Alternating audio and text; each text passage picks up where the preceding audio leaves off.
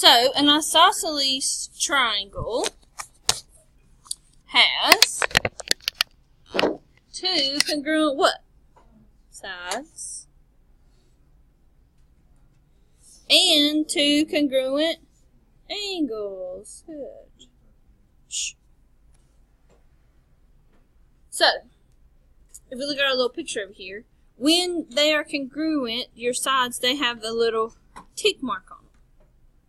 And so if they have one tick mark, all the sides with one tick mark are the same, all the sides with two tick marks are the same, etc. And then for the angles, it's always what's called the base angles. And so they're always kind of across from your two congruent sides. Okay? So it's never the angle between the congruent sides. So this one up here is always different. But they all three still have to add to be what? 180. Good. So if we look at this first one, I've got my two little tick marks here. So then if I'm looking across from them, these are my two congruent angles. So what does x equal? 55.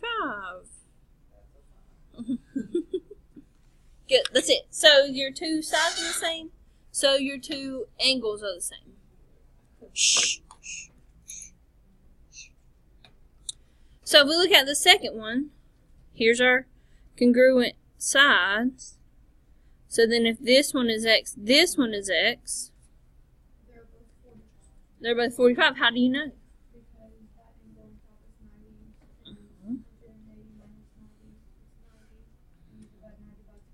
Good. So you have to say, we already have 90.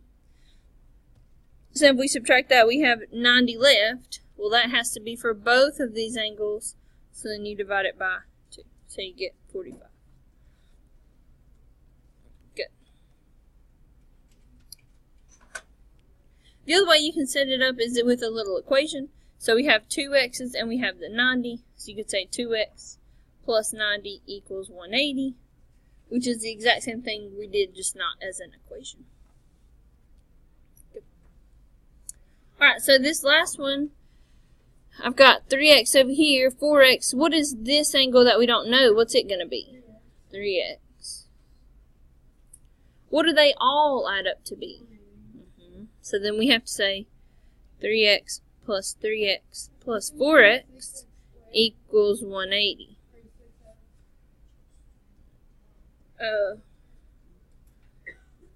No, well, if you add the 4x, yeah. Because you got to add all of them. 3, and 4. So 10x equals 180. Good.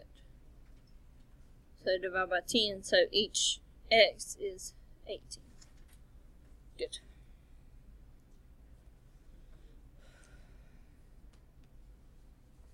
Questions.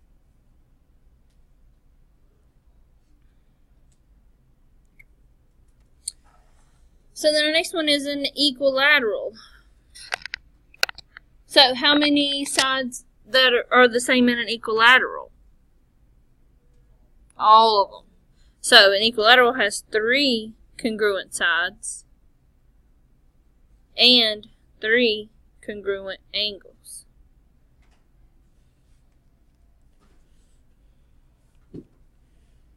So if my angles are all the same, and they all have to be 180, what are they always going to equal? 60. Good. So in an equilateral, all of your angles are 60 degrees every single time. No matter what the length of your sides are, your angles are always 60. And then all of the sides are the same.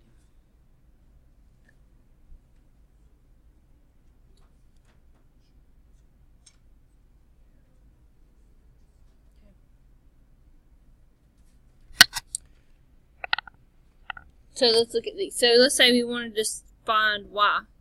So if I know this side's 10, what's all the sides? 10.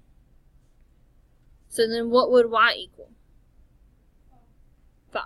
Good. And so you can either say 2y equals 10, divide by 2. So you get y equals 5. Or you can say y plus 5 equals 10. Subtract 5.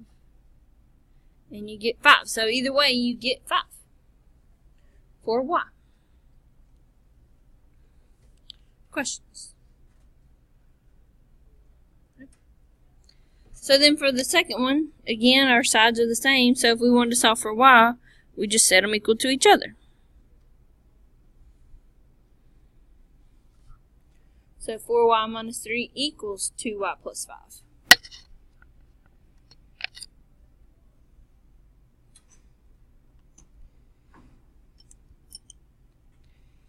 So then you can solve it however you like to solve it. I like to move my variable to the left, so I'm going to subtract that 2y. So that leaves me 2y minus 3 equals 5. Add 3.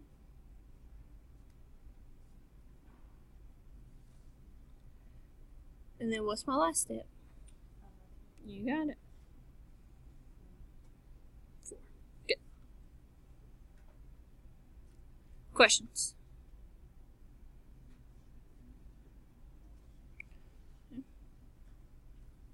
So my next one, it doesn't tell me that my sides are equal, but it tells me all my angles are equal. If all my angles are equal, does that mean all my sides are equal? Yes. So then again, to solve for y, we just set them equal to each other. So 8y minus 10 equals 4y plus 2.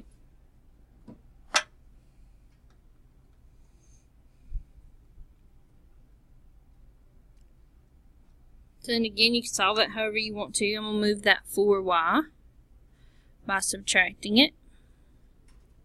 So then I get 4y minus 10 equals 2. Then what?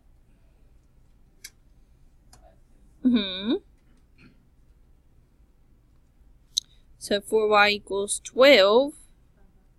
You got it. So y equals 3.